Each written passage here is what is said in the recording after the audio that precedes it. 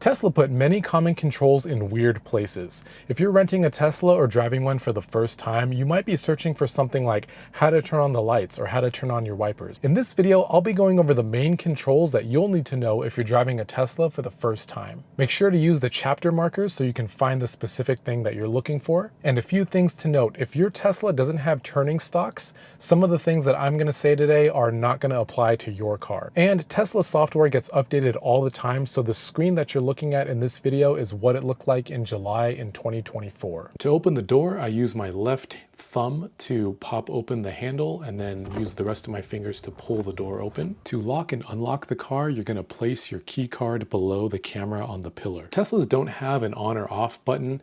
After you sit down, you're going to put your foot on the brake and then place your key card behind the cup holder. And that'll tell the car that you're ready to go. Now, most of the controls you're going to want are in this menu, so you tap on the car icon in the bottom left there and make sure that you have controls selected in this list. And this has most of the things that you need.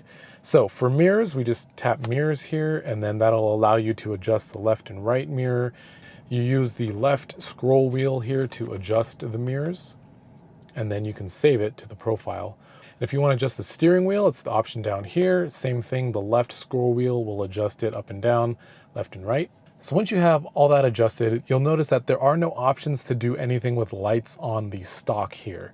And that's because all those controls are here on this menu. You can see that this is your light section here. So you have auto, on, parking lights, and then off. And then these are auto high beams right there. And you'll also notice there are basically no controls for the wipers on the stocks either. So your wiper section is right here, off, auto, and just so you know, if you ever put the car into autopilot, it will automatically put the wipers into auto.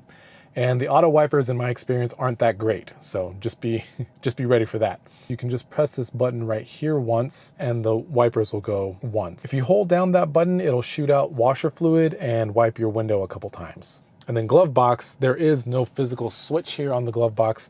To open it, you press that button. Now there are voice commands for a lot of these options here, and I'll put up a list right now of some of the voice commands.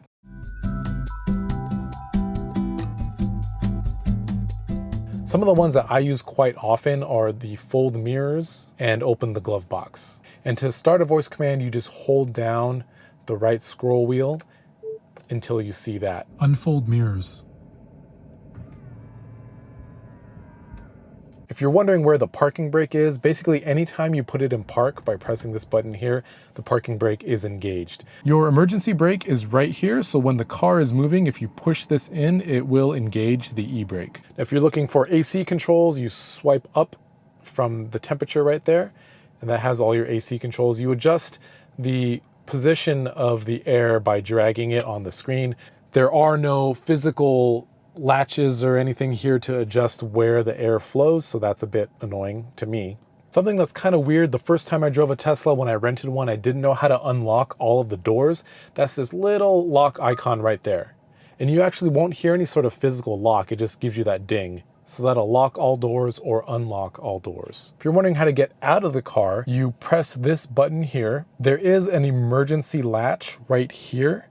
That is a physical latch to pop open the door in case of emergencies. The charge port can be opened by touching it right there, or you can actually open the charge port using the charging handle itself. You can either lightly tap the handle to the charge door in the back, or you can press the button on the charger and that will open the charge door also. Here for charging, if you want your car to go to 100%, you can adjust that. Tesla kind of defaults to 80%. That's to maintain good battery health over the lifetime of the vehicle. If you're renting the car, you might not care about that, so you might want to put it to 100%. Just know if you're at a supercharger and you try to go to 100%, from like 80 to 100%, the speed of the charging will slow down. And the closer you get to 100, the slower the charge goes. So in my experience, it's best to just keep it to 80%. The car will charge faster. You can switch this if you like to see the percentage, or if you'd rather see the remaining miles on your battery, you can switch between that. I kind of switch between them depending on the mood that I'm in. And then if you want to set your odometer, or you want to set your trip meters, that's right here. So if you don't see this option right here, it might be minimized. So if you see this little box, you can press on that, and then this will be your media control when you have something playing. Swipe over and this will be your trip A odometer stuff. If you tap on that, it gives you more options in this menu. So you can reset it, you can even name it. So I have my trip B named tire rotation, so that's keeping track of the miles there. And you can choose which ones will show in this thing here. So if yours doesn't look like mine, it might be because those are not selected. And then if we scroll over one more time, you have your tire pressure right there. And to adjust the volume, you can adjust it on the scroll wheels here, or you can adjust it here by dragging it. If you swipe up, it actually goes to the AC controls there.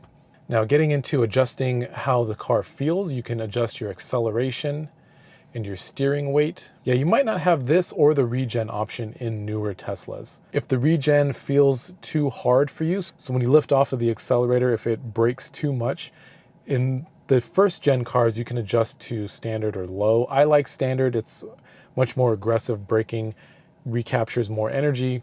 But if you want to feel like a normal car or gas-powered car, you can put that into low.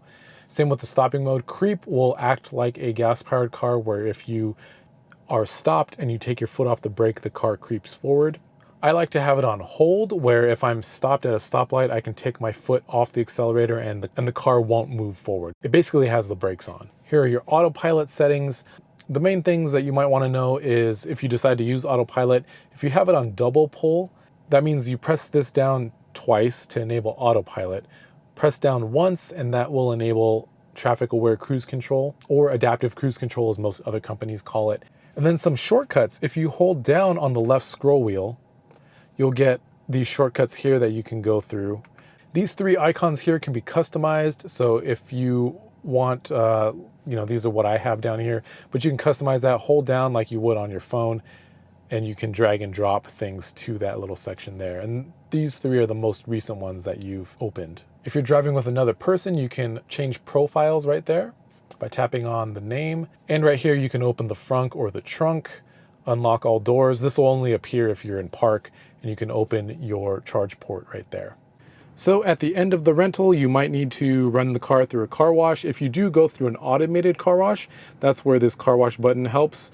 There's a big old description here, and it will actually list all of the things that it does. I won't go over it in detail. If you need to wash your car, just check it out. If this video is helping you out, go ahead and do one of the things down there. Or if you're feeling extra generous, you can get me a coffee by going to Ko-fi, link in the description. Those are all the main controls to get you started driving a Tesla. Did I miss anything? Let me know in the comments. And if you did rent a Tesla for the first time, how was your experience? Looking forward to hearing from you. Talk to you later.